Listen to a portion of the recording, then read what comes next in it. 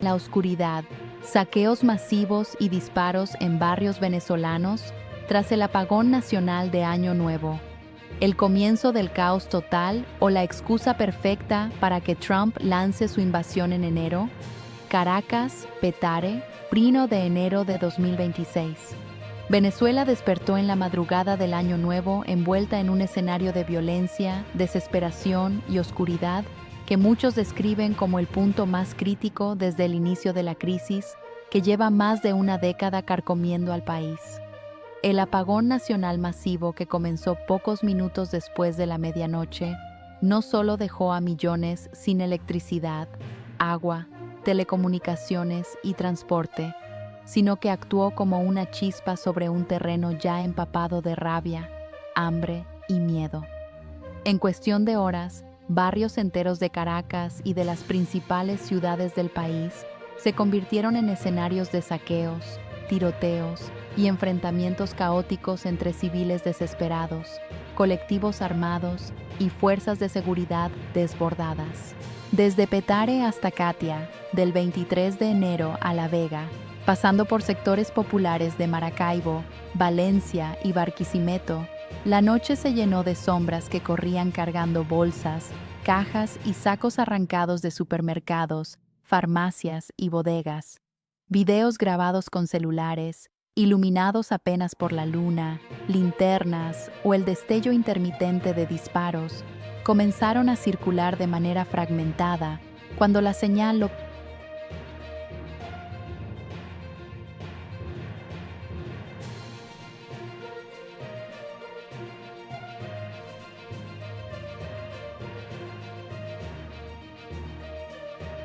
permitió. En ellos se observan multitudes irrumpiendo en locales cerrados, rompiendo santamarías con piedras y tubos, madres con niños en brazos intentando alcanzar leche en polvo o pañales, jóvenes cargando cajas de alimentos mientras miran con terror hacia los callejones oscuros de donde provenían ráfagas de tiros al aire. Los disparos se volvieron una constante. Colectivos armados, algunos identificados con símbolos chavistas, intentaron imponer control en varias zonas, pero en muchos casos terminaron enfrentándose con vecinos que ya no tenían nada que perder. Testigos relatan escenas de pánico absoluto, estampidas humanas en calles estrechas, personas cayendo al suelo y siendo pisoteadas, ancianos golpeados por la multitud, gritos de auxilio que se perdían en la noche. Las primeras cifras extraoficiales hablan de al menos 15 muertos en las primeras horas, víctimas de balas perdidas, enfrentamientos directos o accidentes durante los saqueos, además de cientos de heridos que colapsaron hospitales sin luz, con equipos dañados o funcionando a medias con plantas eléctricas al límite.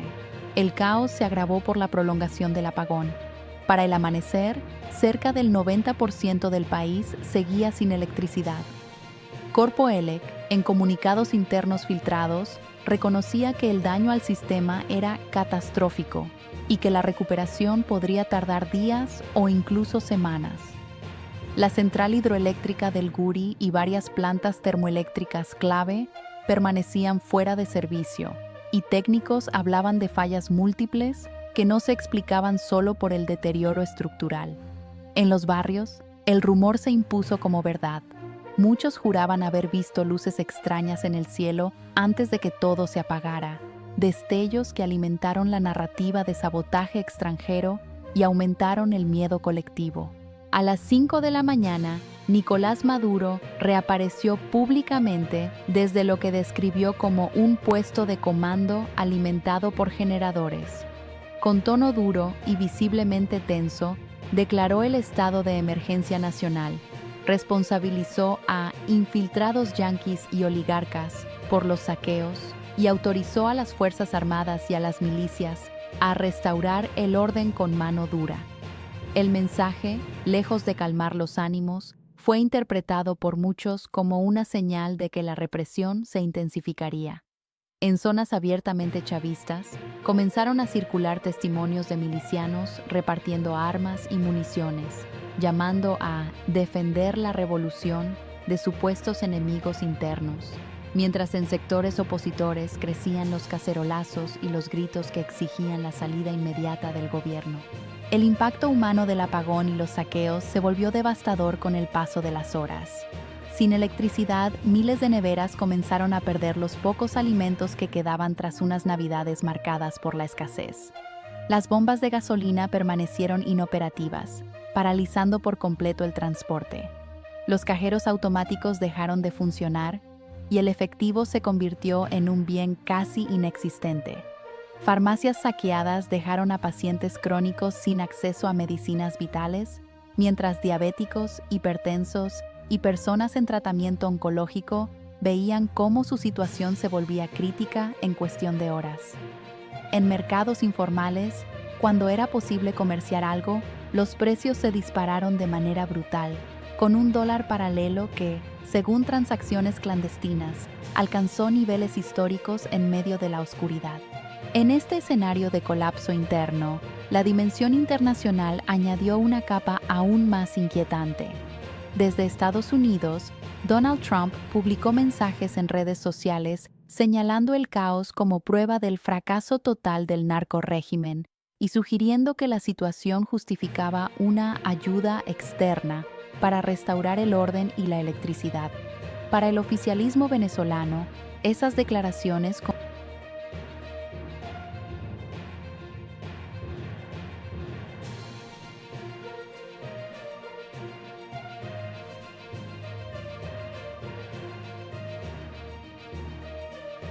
confirmaban que el apagón y el desorden formaban parte de una estrategia mayor.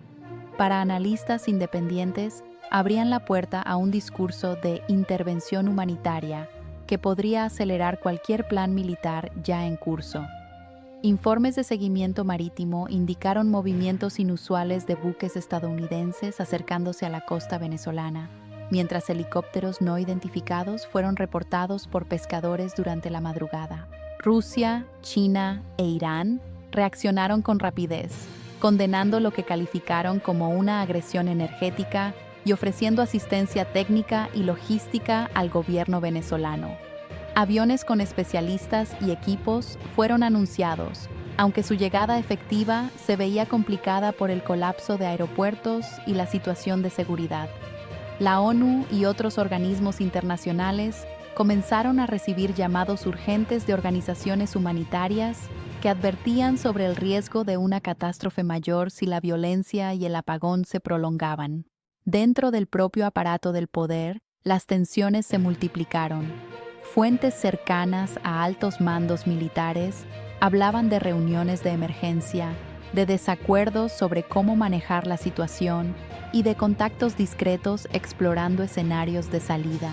El miedo a que los saqueos se transformaran en una revuelta nacional abierta o incluso en una guerra civil de baja intensidad se mezclaba con el temor a una intervención extranjera que aprovechara el caos como pretexto.